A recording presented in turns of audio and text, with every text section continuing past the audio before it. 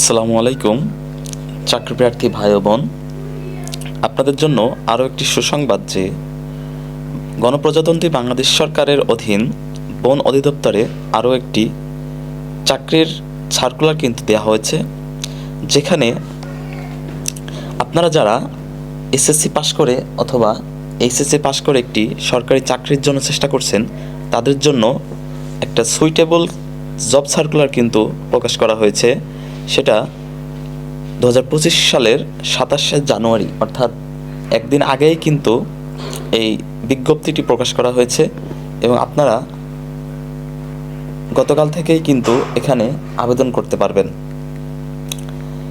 তো আজকেই এই জব সার্কুলারটা নিয়ে একটু বিস্তারিত আপনাদেরকে জানানোর চেষ্টা করব। এই ধরনের সকল জব সার্কুলার সকলের আগেই আপনি পেয়ে যাবেন যদি আপনি আমাদের চ্যানেলটিকে সাবস্ক্রাইব করে রাখেন এবং বেল বাটনটি ক্লিক করে রাখেন। তো আমরা দেখতে পাচ্ছি নিয়োগ বিজ্ঞপ্তিতে বলা হয়েছে যে বাংলাদেশের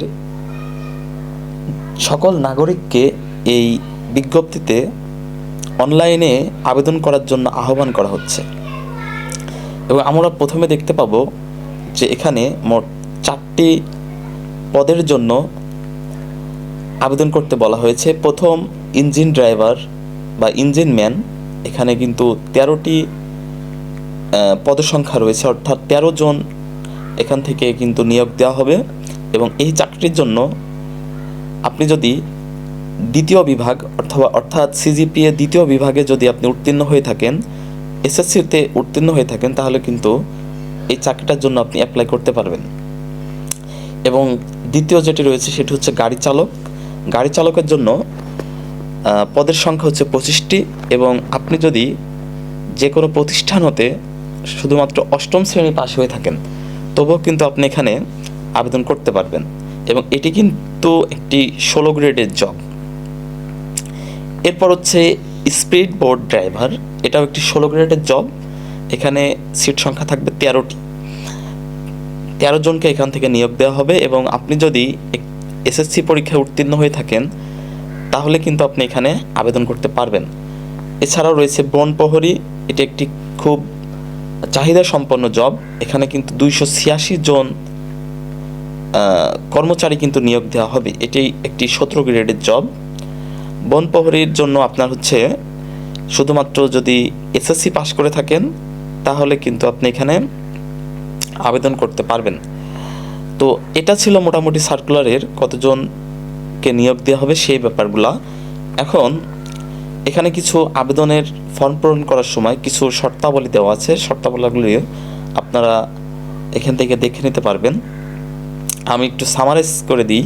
সেটা হচ্ছে নিয়োগের ক্ষেত্রে যে সর্বশেষ কোটা পদ্ধতি চালু হয়েছে, কোটাকে বিলুপ্ত করা হয়েছে, এই সংক্রান্ত যে বিধিনিষেধগুলো আছে এইগুলো অনুসরণ করা হবে এবং সকল প্রার্থী হচ্ছে 18 থেকে 32 বছর বয়স পর্যন্ত আবেদন করতে পারবে।